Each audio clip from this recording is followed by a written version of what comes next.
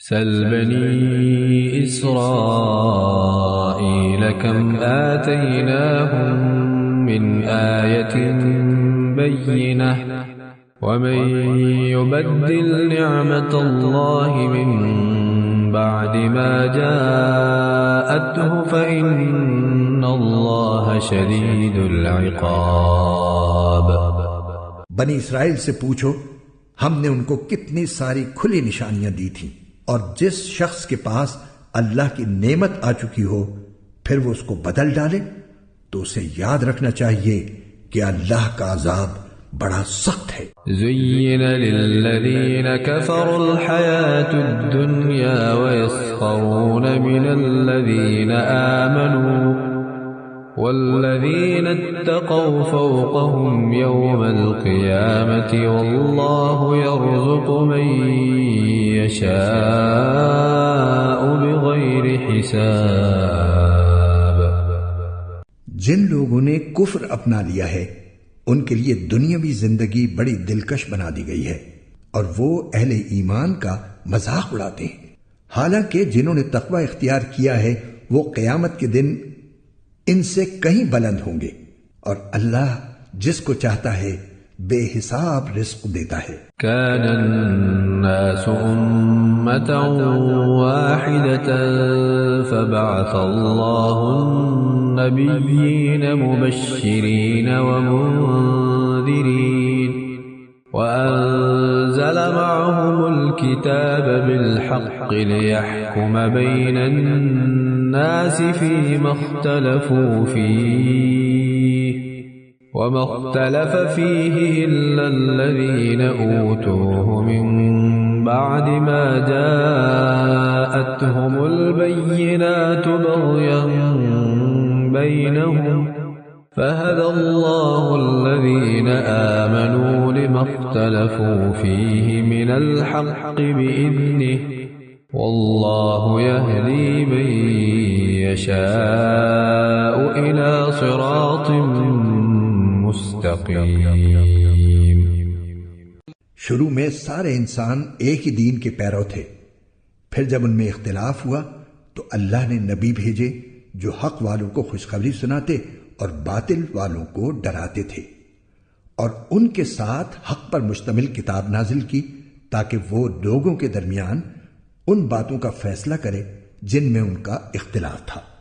اور افسوس کی بات یہ ہے کہ کسی اور نے نہیں بلکہ خود انہوں نے جن کو وہ کتاب دی گئی تھی روشن دلائل آ جانے کے بعد بھی صرف باہمی ضد کی وجہ سے اسی کتاب میں اختلاف نکال لیا۔ پھر جو لوگ ایمان لائے اللہ نے انہیں اپنے حکم سے حق کی ان باتوں میں راہ راست تک پہنچایا جن میں انہوں نے اختلاف کیا تھا، اور اللہ جسے چاہتا ہے راہ راست تک پہنچا دیتا ہے۔ ام حسبتم ان تدخلوا الجنة ولما يأتكم مثل الذين خلوا من قبلكم مستهم البأساء والضراء وزلزلوا حتى يقول الرسول والذين آمنوا معه متى نصر الله ألا إن نصر الله قريب۔ مسلمانوں، کیا تم نے یہ سمجھ رکھا ہے کہ تم جنت میں یوں ہی داخل ہو جاؤ گے، حالانکہ ابھی تمہیں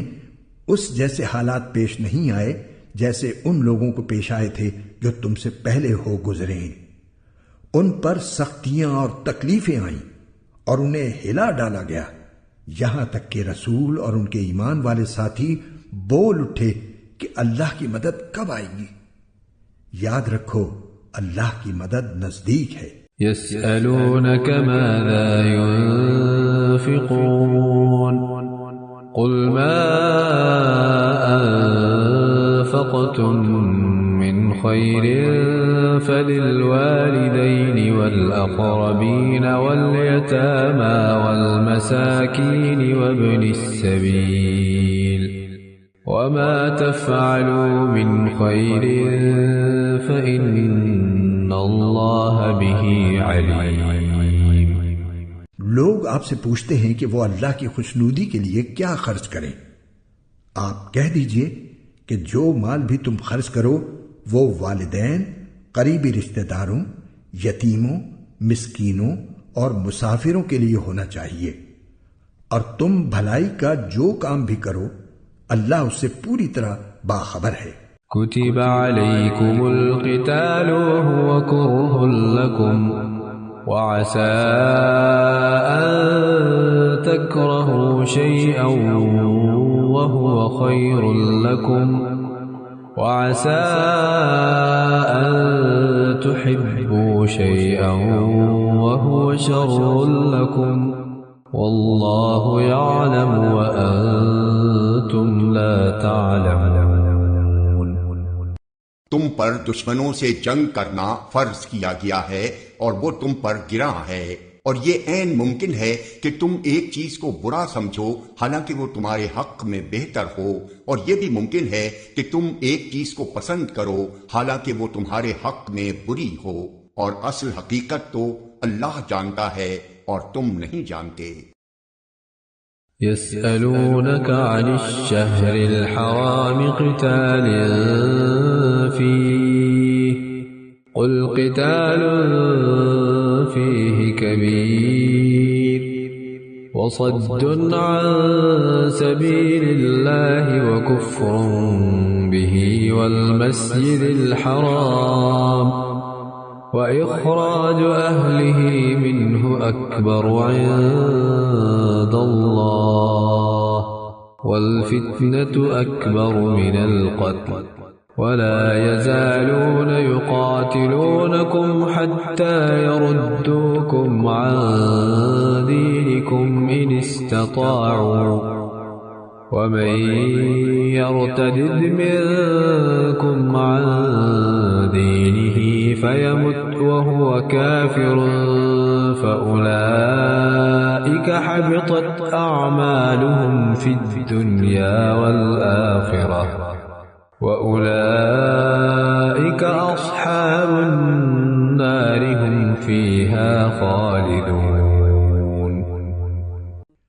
لوگ آپ سے حرمت والے مہینے کے بارے میں پوچھتے ہیں کہ اس میں جنگ کرنا کیسا ہے۔ آپ کہہ دیجئے کہ اس میں جنگ کرنا بڑا گناہ ہے، مگر لوگوں کو اللہ کے راستے سے روکنا، اس کے خلاف کفر کی روش اختیار کرنا، مسجد حرام پر بندش لگانا اور اس کے باسیوں کو وہاں سے نکال باہر کرنا اللہ کے نزدیک زیادہ بڑا گناہ ہے، اور فتنہ قتل سے بھی زیادہ سنگین چیز ہے، اور یہ کافر تم لوگوں سے برابر جنگ کرتے رہیں گے یہاں تک کہ اگر ان کا بس چلے تو یہ تم کو تمہارا دین چھوڑنے پر آمادہ کر دیں، اور اگر تم میں سے کوئی شخص اپنا دین چھوڑ دے اور کافر ہونے کی حالت ہی میں مرے تو ایسے لوگوں کے اعمال دنیا اور آخرت دونوں میں اکارت ہو جائیں گے۔ ایسے لوگ دوزخ والے ہیں، وہ ہمیشہ اسی میں رہیں گے۔ ان الذين آمنوا والذين هاجروا وجاهدوا في سبيل الله أولئك يرجون رحمة الله والله غفور رحيم۔ اس کے برخلاف جو لوگ ایمان لائے اور جنہوں نے ہجرت کی اور اللہ کے راستے میں جہاد کیا تو وہ بے شک اللہ کی رحمت کے امیدوار ہیں، اور اللہ بہت بخشنے والا ہے، بڑا مہربان ہے۔ يسألونك عن الخمر والميسر قل فيهما إثم كبير ومنافع للناس وإثمهما أكبر من نفعهما ويسألونك ماذا ينفقون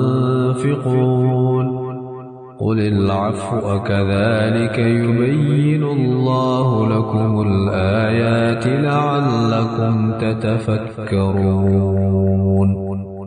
لوگ آپ سے شراب اور جوئے کے بارے میں پوچھتے ہیں، آپ کہہ دیجئے کہ ان دونوں میں بڑا گناہ بھی ہے اور لوگوں کے لیے کچھ فائدے بھی ہیں، اور ان دونوں کا گناہ ان کے فائدے سے زیادہ بڑھا ہوا ہے، اور لوگ پوچھتے ہیں کہ وہ اللہ کی خوشنودی کے لیے کیا خرچ کریں۔ آپ کہہ دیجئے کہ جو تمہاری ضرورت سے زائد ہو۔ اللہ اسی طرح اپنے احکام صاف صاف بیان کرتا ہے تاکہ تم غور و فکر سے کام لو۔ فی الدنیا والآخرہ وَيَسْأَلُونَكَ عَنِ الْيَتَامَى قُلْ إِصْلَاحٌ لَهُمْ خَيْرٌ وَإِن تُخَالِطُوهُمْ فَإِخْوَانُكُمْ وَاللَّهُ يَعْلَمُ الْمُفْسِدَ مِنَ الْمُصْلِحِ وَلَوْ شَاءَ اللَّهُ لَأَعْنَتَكُمْ إِنَّ اللَّهَ عَزِيزٌ حَكِيمٌ۔ دنیا کے بارے میں بھی اور آخرت کے بارے میں بھی، اور لوگ آپ سے یتیموں کے بارے میں پوچھتے ہیں۔ آپ کہہ دیجئے کہ ان کی بھلائی چاہنا نیک کام ہے، اور اگر تم ان کے ساتھ مل جل کر رہو تو کچھ حرج نہیں، کیونکہ وہ تمہارے بھائی ہی تو ہیں۔ اور اللہ خوب جانتا ہے کہ کون معاملات بگاڑنے والا ہے اور کون سنوارنے والا، اور اگر اللہ چاہتا تو تمہیں مشکل میں ڈال دیتا۔ یقیناً اللہ کا اقتدار بھی کامل ہے، حکمت بھی کامل۔